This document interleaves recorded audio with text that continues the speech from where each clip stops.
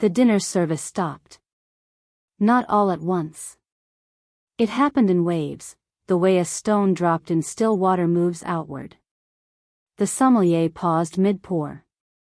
A woman in a silk wrap dress turned her head. A table of executives in the far corner went quiet.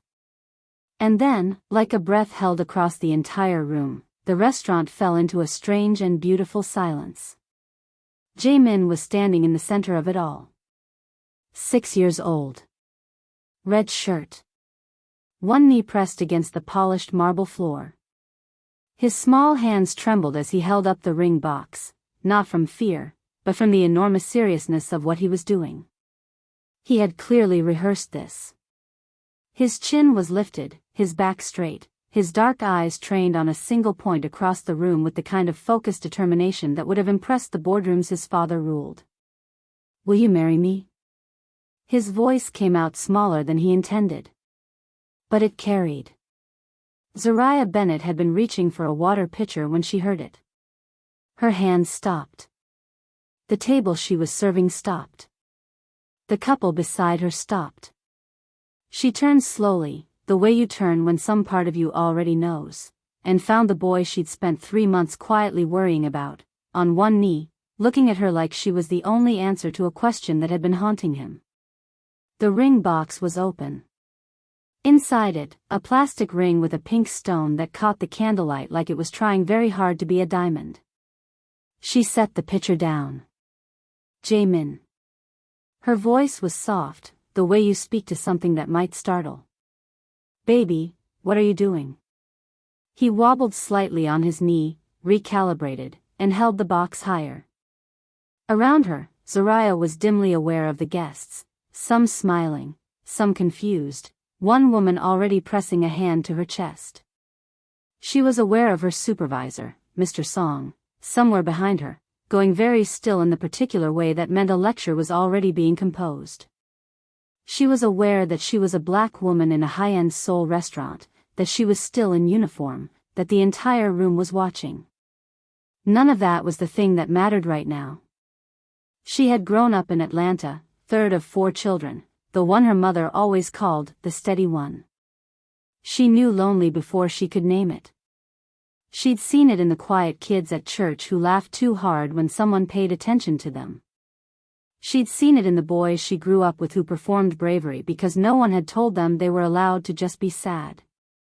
She had seen it in Jae-min the very first night he'd come in, seated at a corner table too large for one child, eating his dinner with the polite, careful precision of someone who had been told many times not to make a mess, while the adults around him moved like weather systems that had nothing to do with him. That was 5 months ago. She'd brought him extra bread that night without being asked. He had looked up at her like she'd handed him something rare. She crossed the room now without asking permission. "Hey." She knelt down, bringing herself level with him, and lowered her voice so it was just for him. "That's a beautiful ring." His face broke open with relief. "I picked it myself. From the machine by the elevator." "Good choice." She tilted her head. "But you know you have to take me on a date first, right?" "That's the rule." He thought about this with devastating seriousness. "Tomorrow?" "Tomorrow," she agreed. The room exhaled. A few guests laughed, warmly, the kind of laugh that means "I didn't know I needed to see that." Jae-min allowed her to take his hand and guide him toward a side table, away from the candlelit center of the room, away from the stares, the whispers, the sommelier who had finally resumed pouring. Behind her, Mr. Song made a sound she had learned to categorize as "we will discuss this later." She didn't look back. "Before we continue, I have to pause here for just a moment, because this story means a lot to me and so do you. We are trying to reach 10,000 subscribers, and every single person counts. If this story is already pulling at something in you, please hit that subscribe button right now so you don't miss a single chapter. And I would genuinely love to know, drop a comment and tell me where in the world you are listening from. It means everything to me to know you're out there. Okay. Now back to Seoul, because 41 floors above that restaurant, someone else just watched everything that happened. 41 floors above the restaurant, the lights of Seoul spread out like a circuit board in every direction. Kang Jun-seo stood at the window of his private office, phone to his ear, as his legal team walked him through the final restructuring of an acquisition that would, by the end of the fiscal quarter, absorb one of the largest logistics companies in Southeast Asia. He was listening. He was processing. He was, by any objective measure, fully present. And yet, his assistant had knocked twice in the last 10 minutes.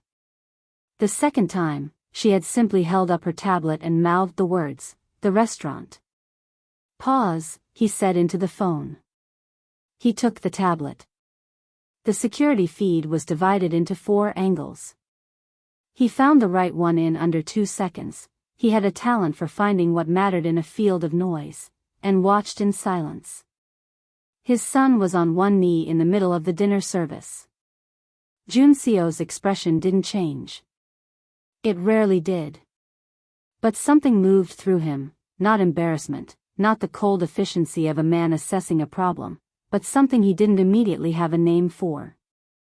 He watched Jae-min hold up the ring box with both hands, trembling and certain, looking across the room at the waitress. Her. Of course it was her. "Zoom in," he said quietly. The image sharpened. He watched Zariah Bennett cross the room without hesitation, no glance at her supervisor, no calculation, just the immediate movement of someone who had already decided. He watched her kneel down. He couldn't hear the words, but he watched Jae-min's face transform, the stiffness of anxiety dissolving into something bright and unguarded. The boy laughed. Jun-seo couldn't remember the last time he had heard his son laugh at something that wasn't a screen. His wife had been gone for 2 years. Not gone in the way of a choice, gone in the way of a highway in the rain and a phone call that had reached him in the middle of a shareholder meeting and had ended every version of the life he had built. Since then, he had done everything that could be done. The best child psychologists in the country. The most credentialed nannies. The most structured routine money and control could architect. Jae-min still woke up at 2 a.m. looking for someone. And somehow, a black woman from America who worked the dinner shift in his building's restaurant had, in the space of 5 months, become the person his son proposed to. Jun-seo watched the screen for a moment longer. She was laughing now, actually laughing, the kind of laugh that didn't seem to know anyone was watching it. Jae-min was talking with his hands, the way he never did at home. "Get me everything," Jun-seo said. He set the tablet down on his desk and returned to the window. Work history. Background. How she ended up in Seoul. His assistant hesitated. "We ran a standard screening when she was hired, sir. Single. Work visa, 8 months. No prior issues." Jun-seo was quiet for a moment. "Then run it again." Down in the restaurant, Zariah was teaching Jae-min how to fold a napkin into a swan. He kept getting the last fold wrong and making a sound of pure frustration that she found unreasonably endearing. She corrected his hands gently, guided the paper, and watched his face go from defeat to triumph in the span of a breath. She didn't know about the cameras. She didn't know about the man 41 floors above her who had just given the instruction to learn everything about her. She didn't know, and couldn't have known, that in approximately 72 hours, a man named Daniel Kim would walk through the restaurant's front door and ask to be seated in her section. She knew only this, that a small boy in a red shirt had asked her to marry him in front of a room full of strangers, and she had said tomorrow, and the way he was smiling at his napkin swan right now made that the easiest thing she'd ever agreed to. The plastic ring didn't fit. Zariah discovered this when Jae-min, with great ceremony, took it from the box and reached for her hand. His small fingers worked at it with the focused concentration of a surgeon, trying first the ring finger, then the middle, then back again, his brow furrowed in a way that was so earnest it almost broke her. "It's adjustable," he announced, with the confidence of someone who had read that word on the machine and was only now discovering it wasn't entirely true. "I can see that," she said seriously. It fit, finally, on her pinky. They both looked at it. The pink stone caught the light from the nearest candle and threw a small, wobbling reflection onto the tablecloth. Jaemin sat back with the satisfaction of a man who had closed a difficult deal. "You have to wear it," he told her. "That's how it works." "I know how it works. My teacher at school said when you give someone a ring, they have to wear it every day." "Your teacher is correct." Zariah turned her hand slowly, watching the stone catch and release the light. Around them, the restaurant had returned to its quiet, well-dressed rhythm, the clink of crystal, the low hum of conversation, the particular softness of a room where everything cost more than it looked. A few guests still glanced over with warm, private smiles, the kind people allow themselves when something unexpected and human interrupts an evening that had been going exactly as planned. Mr. Song had retreated. She would hear about it later. Right now, later felt very far away. "Are you happy?" Jaemin asked. She looked at him. He was watching her with an expression she recognized, the held breath look of a child waiting to find out if the thing they offered was enough. She had seen it before. In her youngest brother at Christmas. In the kids she used to tutor on Saturday mornings back in Atlanta, holding up their work before she'd even had time to read it. "Tell me it's good. Tell me I'm enough. Tell me this meant something." "Very happy," she said. And she meant it entirely. His smile arrived like weather. 41 floors up, Jun Seo had not moved from the screen. He had ended the call with his legal team 4 minutes ago with a single instruction, "Tomorrow," and had stood in the quiet of his office watching the security feed with the same stillness he brought to earnings reports and hostile negotiations. His assistant had excused herself without being asked. She had worked for him long enough to read the room. On the screen, the woman was turning her hand in the candlelight, looking at the ring his son had bought from a machine in a lobby hallway for 2001. He had watched her cross the room. Had watched her kneel without hesitation, the way someone moves when they are not performing kindness but simply practicing it. Had watched her say something that made Jaemin's entire body change, the shoulders dropping, the jaw unclenching, all the small armoring a 6-year-old boy had learned to carry dissolving in under 30 seconds. Jun Seo had sent the world's most recommended child psychologist to that boy. Had flown in a specialist from London who charged more per hour than most people earned in a month. Neither of them had managed what this woman did with a sentence and a straight face. He watched her now, sitting across from his son in her navy uniform with the name tag slightly crooked, showing Jaemin something with her hands. The boy laughed again, that same unguarded, full-body laugh that Jun Seo had been hearing more of lately and hadn't, until tonight, been able to trace to its source. He had expected, when he first heard the reports of a waitress his son was becoming attached to find something transactional in it. An angle. Some quiet positioning. He had built his empire in part on his ability to identify what people wanted before they asked for it, and in his experience, people always wanted something. But she had accepted a 2001 plastic ring on her pinky finger and was wearing it like it was the most natural thing in the world. No performance. No calculation. No upward glance to see who in the room was watching. Jun Seo looked down at his phone. Then back at the screen. "Find out," he said quietly to the empty room, "what she actually needs." Because whatever it was, he had already decided, without fully understanding why, that he intended to provide it. The file arrived at 11:47 p.m. Jun Seo was still at his desk. This was not unusual. The city below had shifted into its quieter register, the hard geometry of Seoul's skyline softened by distance and glass, and the office had taken on the particular stillness of a space that exists, after hours, only for one person. He opened the file without ceremony. Zariah Imani Bennett. 26 years old. Born in Atlanta, Georgia. Communications degree from a state university, graduated mid-tier, no distinctions on paper. A string of service industry positions going back to when she was 17, diners, hotel lobbies, an events catering company that had since closed. Arrived in Seoul 8 months ago on a cultural exchange work visa, sponsored through a hospitality placement program. No family here. No established connections. A single room in a shared apartment in Mapo, a 30-minute subway ride from the restaurant. No debts. No record.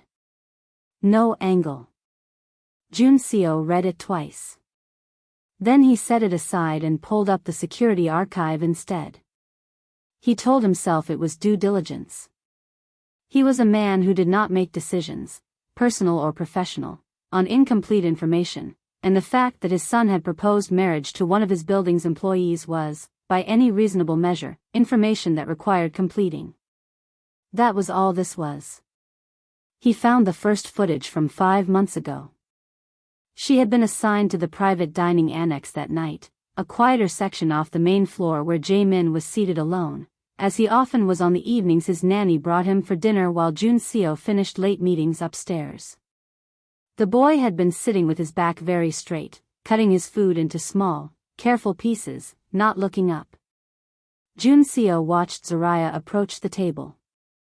She said something. Jae-min didn't respond. She said something else, and this time she tilted her head in a way that suggested she wasn't going to be discouraged by silence, and after a moment, the boy looked up. She had brought him extra bread. He hadn't asked for it. She hadn't made it a production, just set it down beside his plate with a small gesture, as though it were simply part of the order, and moved on. Junseo watched his son look at the bread. Then at the space where she had been standing. Then, very quietly, Jae-min pulled the basket closer. He forwarded through the archive methodically. 2 weeks later, she was explaining something to Jae-min using the salt and pepper shakers as props, some kind of story, from the way she was moving them, and the boy was leaning forward with both elbows on the table in a posture his etiquette tutor would have corrected immediately, entirely absorbed. 3 weeks after that, she appeared to be teaching him a hand game, the kind children played in schoolyards, and Jae-min kept getting the rhythm wrong and didn't seem to mind at all. Junseo paused the footage. In 7 years of running the Kong Group, he had developed a precise and unsentimental eye for patterns. It was the skill that had built the company, the ability to look at a field of data, strip away the noise, and identify the single variable that was driving the outcome. Competitors had entire analytics divisions that arrived at conclusions he reached in 20 minutes with a spreadsheet and a cup of coffee. The pattern here was not complicated. He pulled up 6 weeks of footage side by side, timestamp to timestamp, and watched his son's face. In the clips that didn't include Zaraya, Jae-min was contained. Correct. A child performing the rituals of dinnertime with quiet, practiced obedience, eating, waiting, existing in the particular way of a boy who had learned not to need too much from the room he was in. In every clip that included her, the boy was simply himself. It was the difference between a window with the blinds drawn and a window open to the street. The same window. Entirely different quality of light. Junseo sat back. He was not a man who was easily moved. He had not cried at his wife's funeral. He had stood at the graveside in the rain and felt something vast and structural collapse inside him, but his face had remained composed because there were cameras, and because his son was watching, and because the Kong Group's board of directors had been in attendance, and there was simply no version of that day in which he was permitted to fall apart.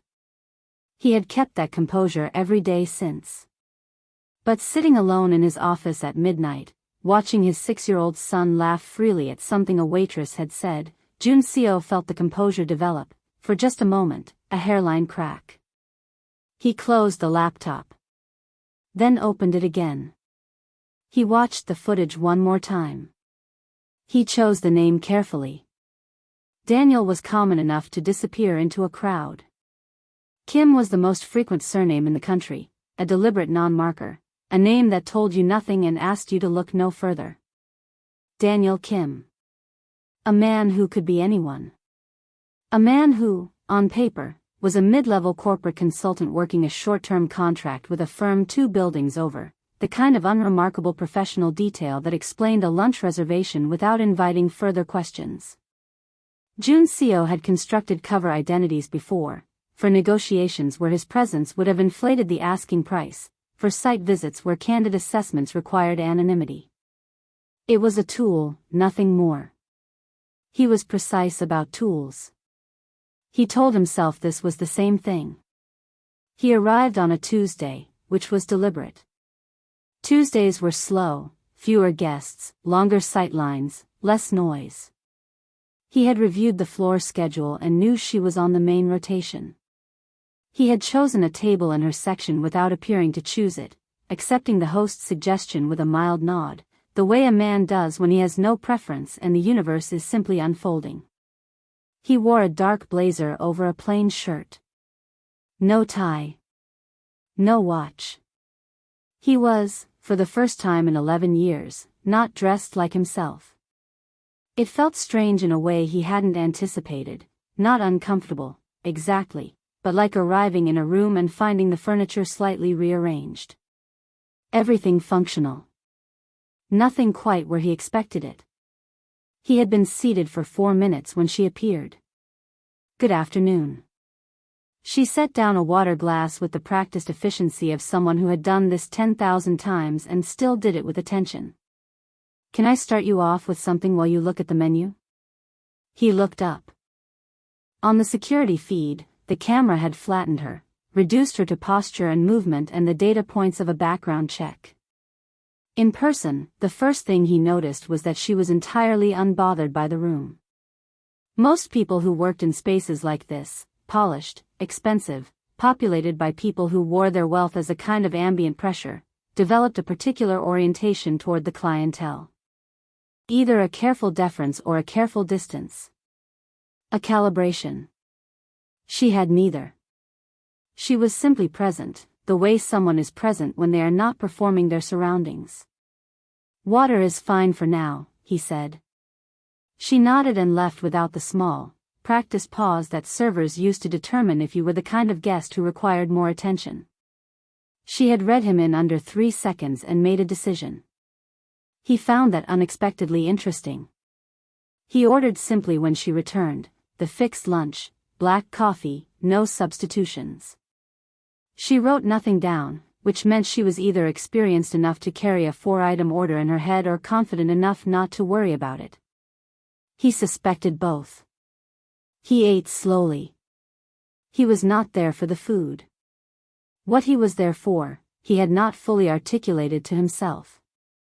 The background check had told him nothing troubling. The footage had told him everything relevant. There was, by any logical measure, no reason to be sitting in this restaurant in a borrowed name eating a meal he could have had delivered to his office in 12 minutes. And yet. She passed his table twice during the meal, refilling his water without being asked, removing the first course with the kind of quiet timing that suggested she was paying attention to the room without appearing to. On the third pass, he said, the coffee is good. She paused. We source it locally. There's a roaster about 10 minutes from here, the owner is very particular. A small pause. Good particular. You've been? Once. He let me watch the process. She tilted her head slightly. He spent 40 minutes explaining why temperature matters more than time. I didn't understand most of it, but I believed him. Jun Seo looked at her. That's a useful skill.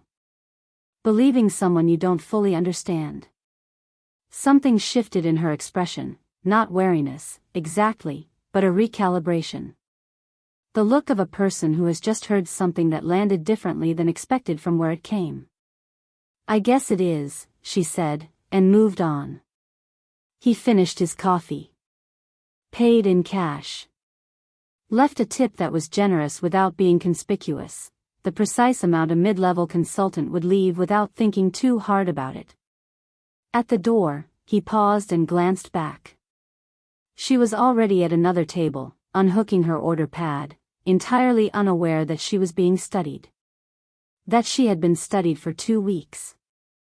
That the man who had just left a 20% tip and a first name was, in fact, the person who signed her paychecks. Daniel Kim walked out into the Seoul afternoon. Kang Jun-seo allowed himself, very quietly, a second thought about the coffee. He came back on Thursday. Zaraya noticed, because she noticed patterns. It was the kind of attention her mother had called a gift and her ex-boyfriend had called exhausting. The same table. The same order. The fixed lunch, black coffee, no substitutions. He arrived at 12:40, which was after the first wave and before the second, which meant he either had flexible hours or had chosen the window deliberately. She hadn't decided yet what kind of man he was. Quiet, clearly. The kind of quiet that wasn't absence, not the silence of someone with nothing to say, but the silence of someone who had learned that speaking first cost you information. She had grown up around talkers. She knew the difference. On his 4th visit, she brought the coffee before he ordered it. He looked at the cup, then at her, and something moved at the corner of his mouth that wasn't quite a smile but was adjacent to one. "You remembered," he said. "It's my job to remember. Most people don't." She considered that as she tucked her tray under her arm. Most people aren't paying attention. They're just waiting for their turn to talk. This time he did smile. Small, controlled, but real. That's accurate. She was about to move on when he said, "Do you have a moment?" He gestured to the chair across from him in the way of someone who expected the answer to be no and was asking anyway. Her break was in 6 minutes. Mr. Song was occupied with a private event in the East Room. She sat down. It started, as conversations between strangers sometimes do, with the city. She had opinions about Seoul, specific ones, formed by 8 months of navigating it on a local's budget with a tourist's eyes, and he listened to them with the focused attention of someone taking notes they would never write down. She told him about the rooftop market in Hongdae where she spent Sunday mornings, about the subway line she'd taken by mistake that had delivered her, accidentally, to the best sundown she'd seen since leaving Atlanta. He asked questions that were better than the ones most people asked. Not "do you miss home" or "isn't it hard being so far away," the questions that were really just observations wearing a question mark. He asked what she had expected Seoul to be before she arrived, and how the reality had revised her. She found herself answering honestly, which she hadn't planned. "I thought I'd feel more foreign," she said. "But lonely is the same in every language. So is kindness. So you find your footing." He was quiet for a moment. "And have you found your footing?" "Getting there." She glanced around the restaurant, the clean lines of it, the careful light, the way everything was designed to make money feel like atmosphere. "This job helps. It's a good place. Kong Group property, isn't it?" She nodded, pulling the coffee menu card straight out of habit. "The whole building. The restaurant, the executive floors, all of it." A small pause. "I looked him up once, actually. The chairman. Kang Jun-seo." Something in him went very still. "And?" She tilted her head, the way she did when she was choosing her words honestly rather than carefully. "He built the whole company from his mid-20s. Took over from his father and tripled the revenue in under a decade." She paused. "But every article about him, and there are a lot of them, they all have this same photograph. Boardroom, city window, same expression. And not one of them mentions anything outside the company. No interests. No causes. Nothing personal." She looked up. He sounds like a lonely man in a golden cage who got so good at building the cage that he forgot to wonder why he was still inside it. The silence that followed was a half-second too long. That's a significant conclusion from a photograph, Daniel said. His voice was level. Carefully level. Maybe. She stood, smoothing her apron. Or maybe when someone shows you the same face in every room, it's because that's the only face they have left. She picked up her tray. Sorry, that was probably more than you asked for. No, he said. It wasn't. She left to collect an order from table 9, already recalibrating toward the next task, the conversation filing itself away under the category of things said on a break that don't require further consideration. She didn't see the way Daniel sat motionless for a long moment after she walked away. Didn't see his jaw tighten slightly, or the way he turned the coffee cup once, slowly, on its saucer. Didn't see the thing that moved behind his eyes, not anger, exactly. Recognition. The kind that arrives without permission and sits down like it owns the room. It started as Jaemin's idea, which meant it had been inevitable from the moment he thought of it. He had announced it to Zoraya on a Wednesday evening with the gravity of someone presenting a business proposal. He wanted to go to the Gwangjang market. He had seen it on a television program. There were dumplings. He required her presence. He had already decided that Daniel should come because Daniel was the adult one, and someone needed to carry things. Zoraya had looked at the boy for a long moment. Did you just plan a group outing? I organized it, Jaemin said, with precision. She had texted Daniel that evening.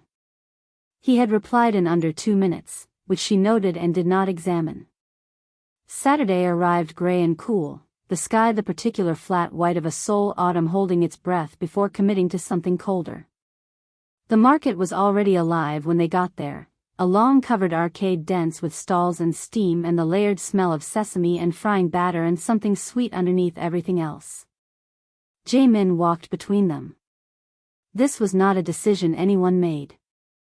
It simply happened, the way certain arrangements do when no one is paying attention to the geometry and the geometry makes itself. He had taken Zoraya's hand first, habit, comfort, and then reached up for Daniel's without looking, his attention already committed entirely to a stall selling skewered rice cakes in 3 colors. Junseo looked down at the small hand in his. He could not remember the last time Jaemin had reached for him without prompting. He kept his face neutral. He was very good at keeping his face neutral. But something happened in his chest that he chose not to inspect too closely, and he adjusted his grip and kept walking. That one, Jaemin said, pointing. You haven't seen all of them yet, Zoraya said. I don't need to. That, she said, looking across the boy's head at Daniel with an expression of mild delight, is either very confident or very stubborn. In my experience, Junseo said carefully, they present the same way until they don't. She laughed, the real one, the unguarded one he had watched on security footage and understood better now that he had heard it in person.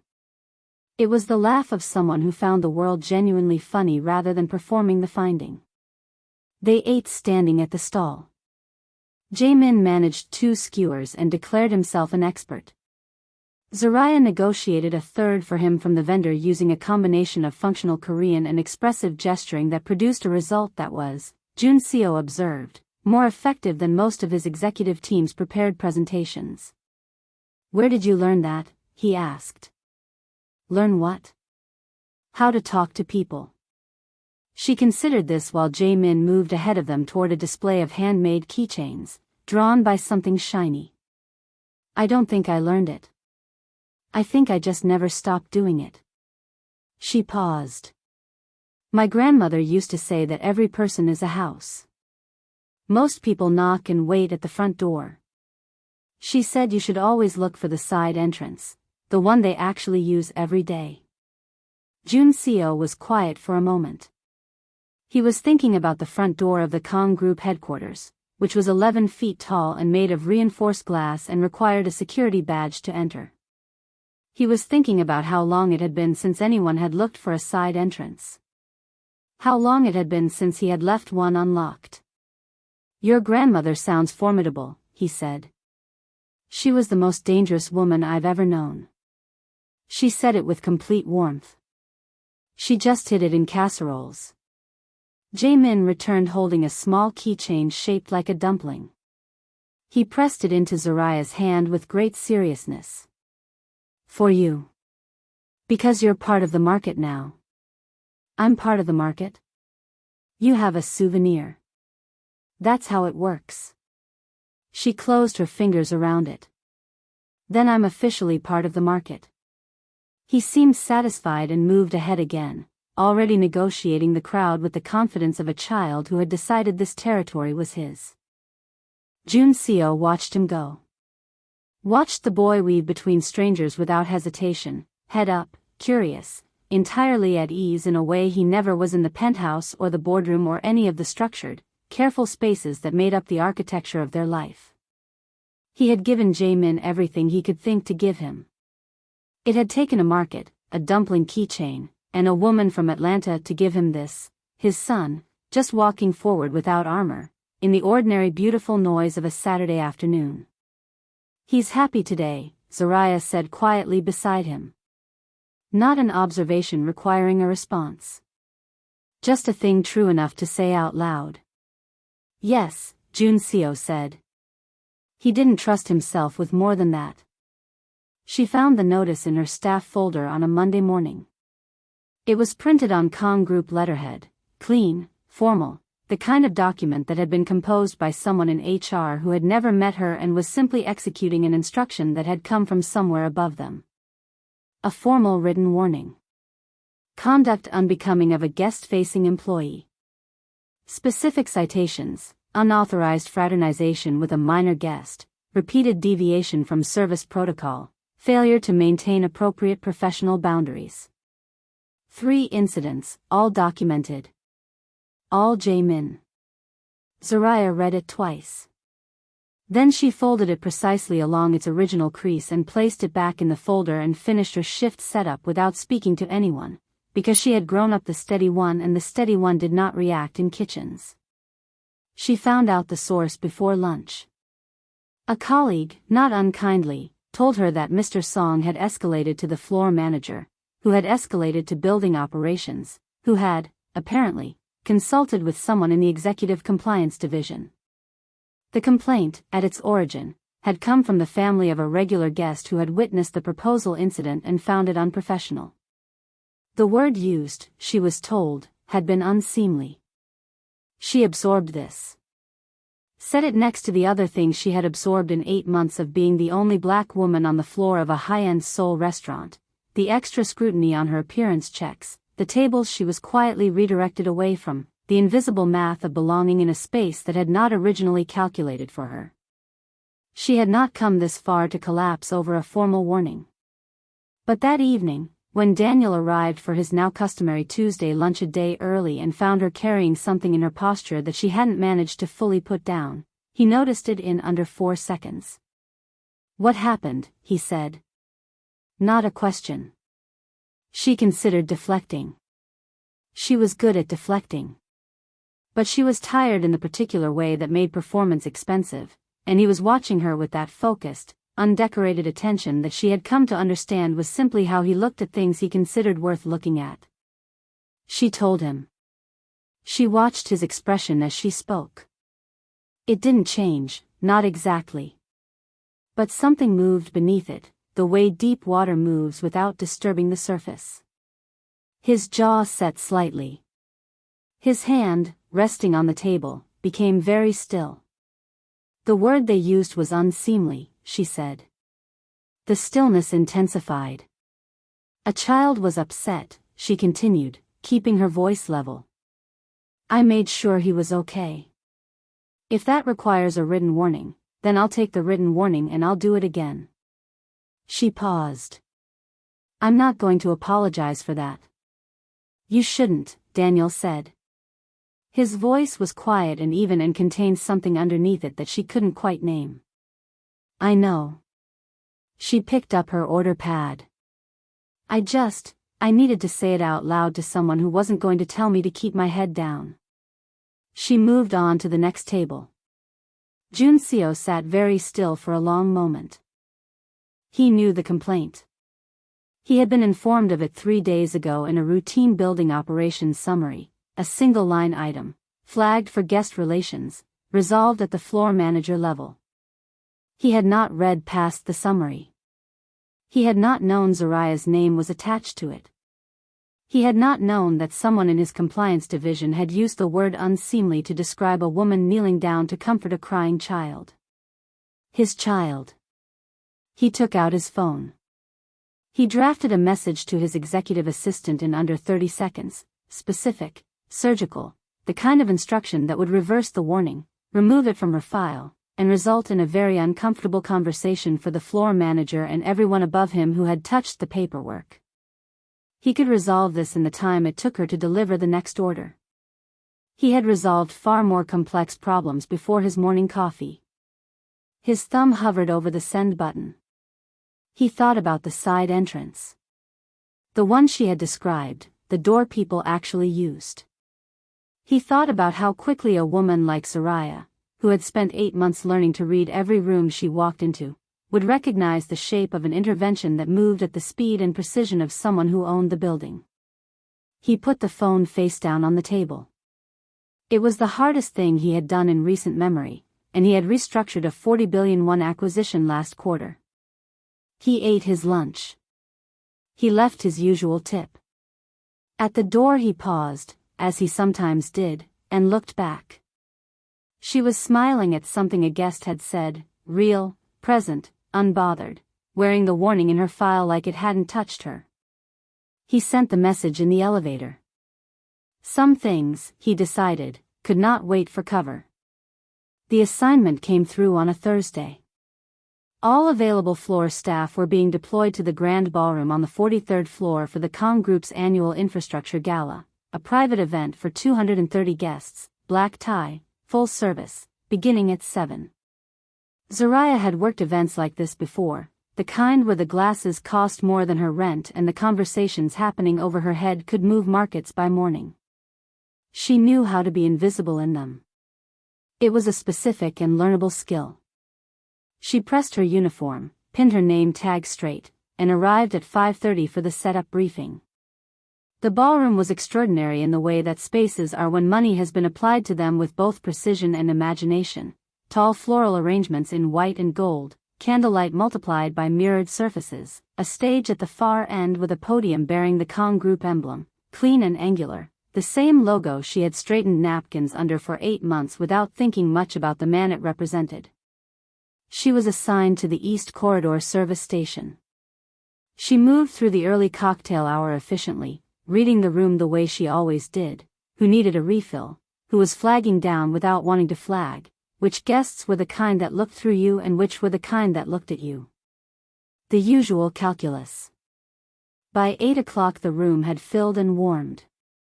A string quartet gave way to a MC who welcomed the assembled executives and dignitaries with the particular cadence of someone being paid to sound spontaneous. And then he said the name. Please welcome to the stage, chairman of the Kong Group, Kong Junseo. Zariah was lifting a tray of empty champagne flutes from a side table. She looked up the way you look up at a sound that shouldn't be where it is, reflexive, before the brain has finished processing. The applause was moving toward the stage in waves. She followed its direction. He walked out from the wings in a black 3-piece suit, the jacket and vest immaculate, a silver watch catching the stage light at his wrist. His hair was swept back. His posture was what it always was, upright, deliberate, carrying the particular authority of a man who had never needed a room to quiet down for him because rooms simply did. His face was what it always was. She knew that face. She knew it across a Tuesday lunch table. She knew it in the way it looked at Jae-min at the market, guarded and undone at the same time. She knew the almost smile, the quality of silence, the precise way it recalibrated when she said something it hadn't expected. The tray in her hands was very heavy suddenly. She set it down on the table beside her before she dropped it. The motion was automatic, the muscle memory of a professional, while the rest of her stood completely still and watched Daniel Kim, corporate consultant, flexible hours, black coffee, no substitutions, step up to the podium and adjust the microphone with the ease of a man who had done this many times in this room and would do it many times again. He began to speak. His voice was the same. Of course it was the same. She had heard it across small tables for weeks and she knew its register and its rhythms and the particular way it slowed down when he was saying something he meant, and it was identical. It was completely identical to the voice now addressing 230 people about infrastructure investment in Southeast Asia, as though he had not, 3 days ago, sat in her section and asked her what she had expected Seoul to be. She became aware that her hands were shaking slightly. She pressed them flat against her apron. Around her, the event continued. Waitstaff moved. Guests listened. The chandelier above the stage threw light across the Kong Group emblem in a way that was probably intentional. Everything was proceeding exactly as planned, for everyone in this room except her. She thought about the formal warning that had disappeared from her file without explanation. She thought about how quickly it had disappeared. She thought about Jae-min's hand in his at the market, and the way he had said in my experience about things she now understood he had experienced from the top of a 41-floor building.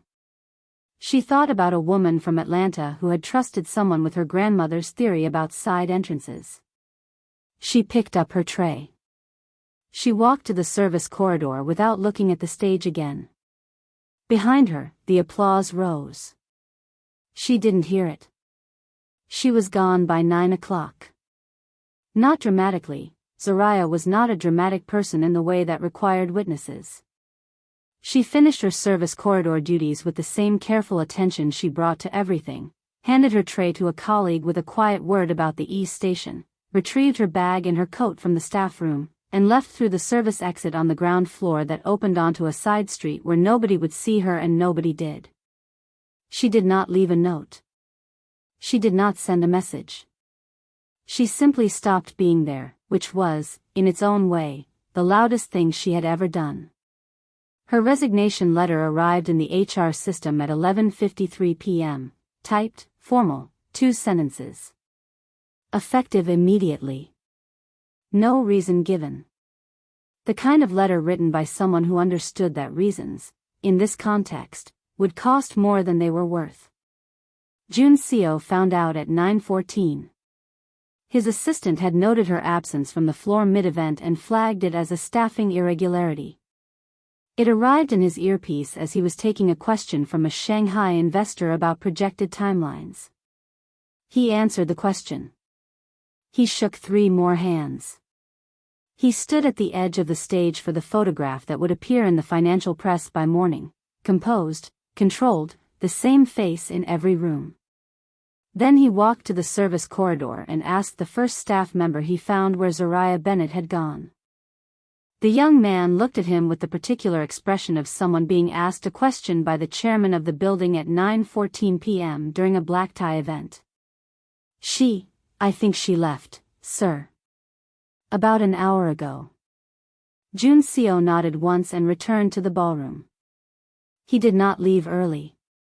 He stayed until the event concluded at 11, said the correct things to the correct people, and rode the elevator to his office alone. He stood at the window for a long time without turning the lights on. The city below did not require his input. It continued regardless. He thought about the side entrance. He thought about a woman who had looked at a photograph in a business article and seen, without trying, exactly what was there. A lonely man in a golden cage who had gotten so good at building the cage that he forgot to wonder why he was still inside it. He had sat across from her and felt the accuracy of it like a blade, and he had said nothing, and he had come back the next Tuesday and the one after that, and he had let her trust him with small true things about herself while he offered her a name that belonged to no one. He had told himself it was necessary. That he would find the right moment. That proximity would create the conditions for honesty and honesty would follow naturally, the way conclusions followed data. What he had not accounted for was that she was not a data problem. He called her number at midnight. It rang to voicemail, her voice, brief and professional, asking him to leave a message. He did not leave a message. He was the most articulate man in most rooms he entered, and he stood in the dark of his office with his phone in his hand and could not locate a single sentence that was adequate. He called again at 12:30. Voicemail.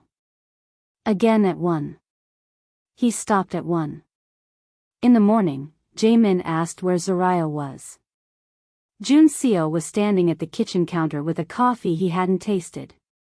His son appeared in the doorway in his school uniform, hair not yet fully tamed, looking at him with the clear, uncomplicated directness of a child who had not yet learned to ask questions sideways. "She's not at the restaurant right now," Jun Seo said. Jae-min processed this. "Did something happen?" "Yes." "Did you fix it?" The question arrived without judgment, delivered in the same tone the boy used to ask whether it would rain or whether dinner was ready. Simple. Practical. "Did you fix it?" As though the fixing were simply the next step and the only relevant question was whether it had occurred. Jun Seo looked at his son for a moment. "Not yet."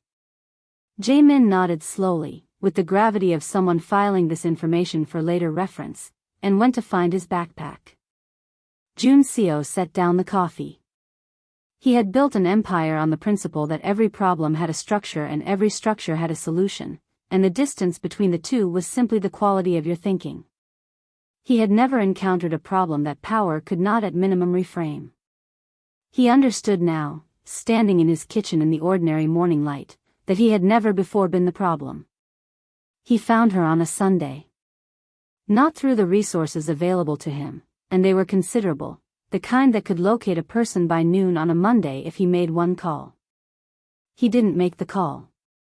He had spent 3 days understanding that the tools that had built his life were precisely the wrong instruments for this, and that arriving at her door via surveillance and corporate infrastructure would be the final confirmation of everything she already believed about him. He found her the way anyone finds anyone when they are willing to be humble about it. He asked Jae-min.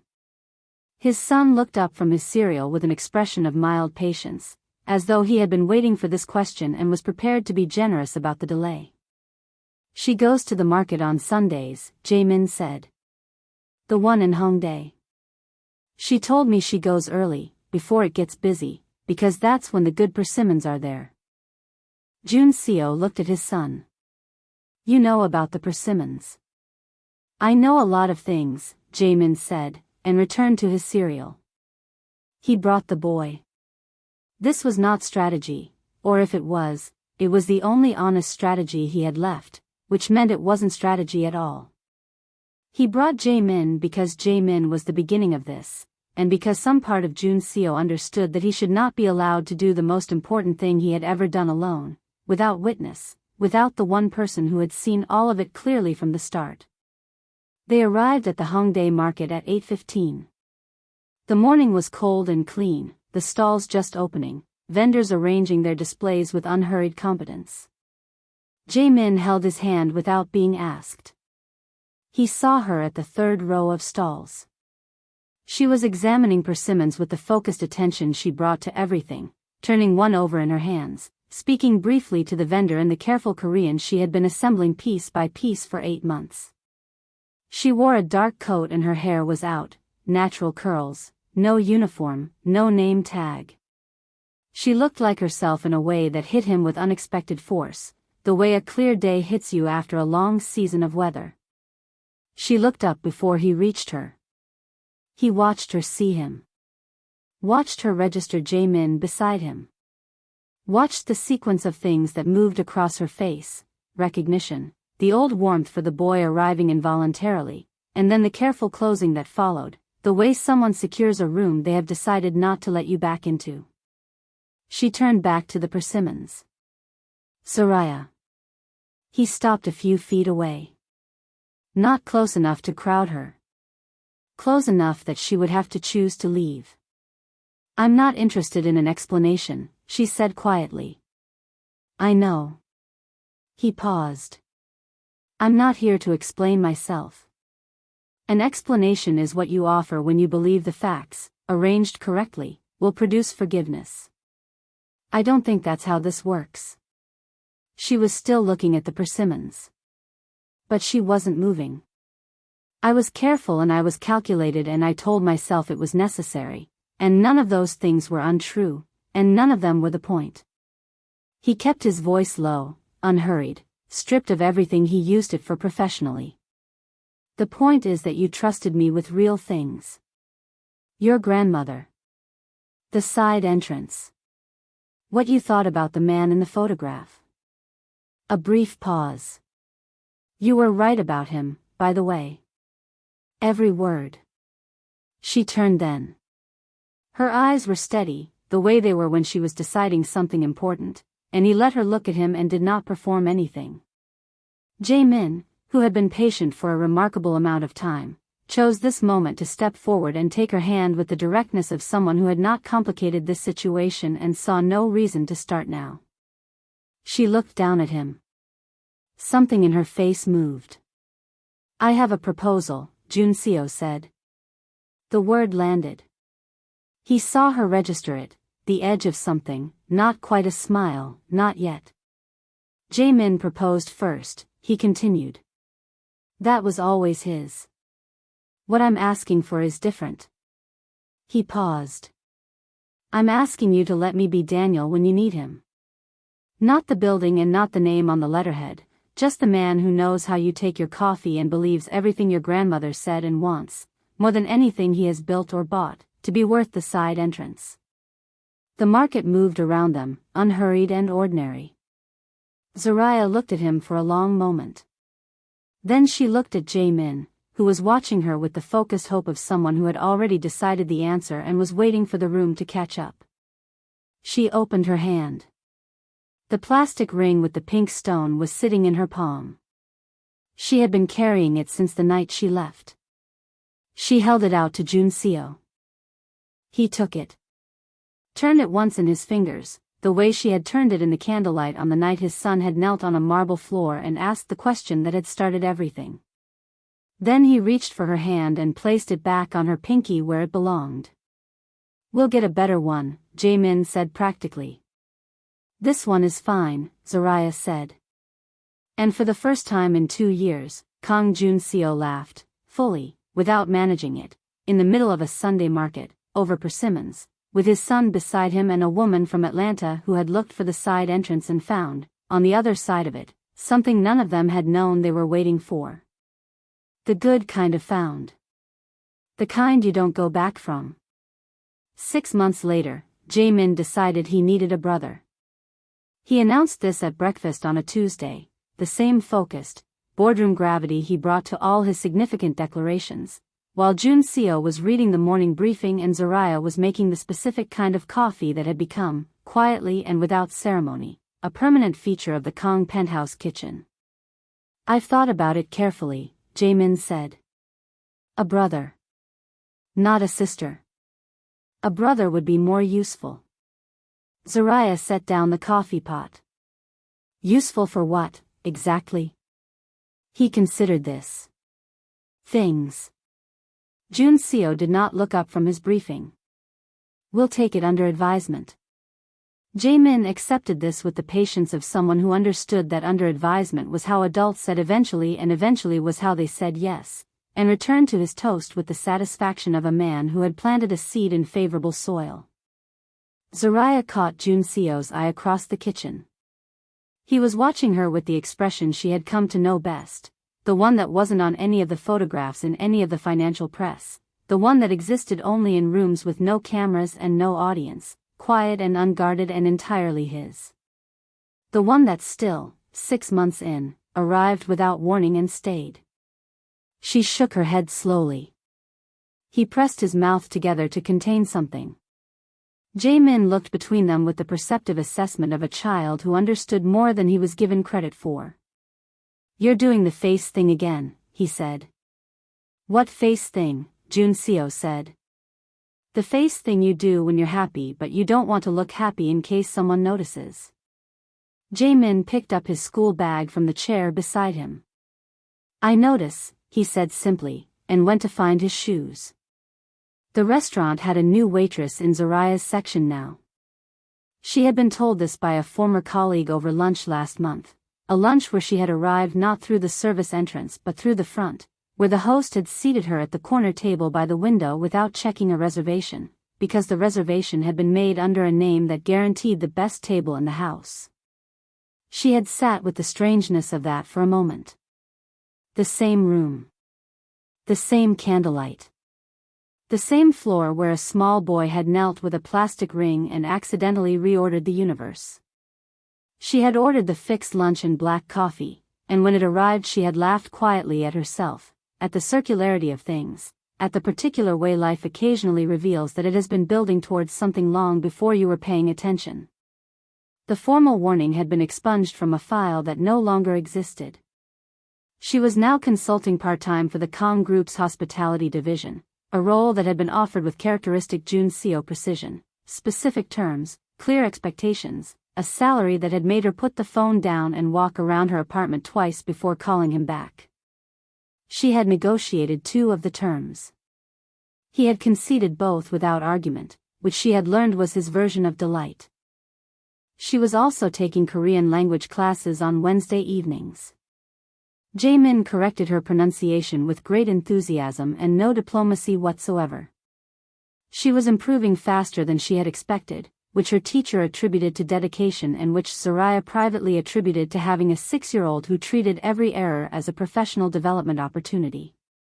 On a Thursday evening in late November, Untouchable came home before 8 o'clock. This was not yet routine, they were working toward routine, the slow construction of a life that fit all 3 of them, which required patience and recalibration and the occasional renegotiation of expectations in the kitchen, usually over coffee.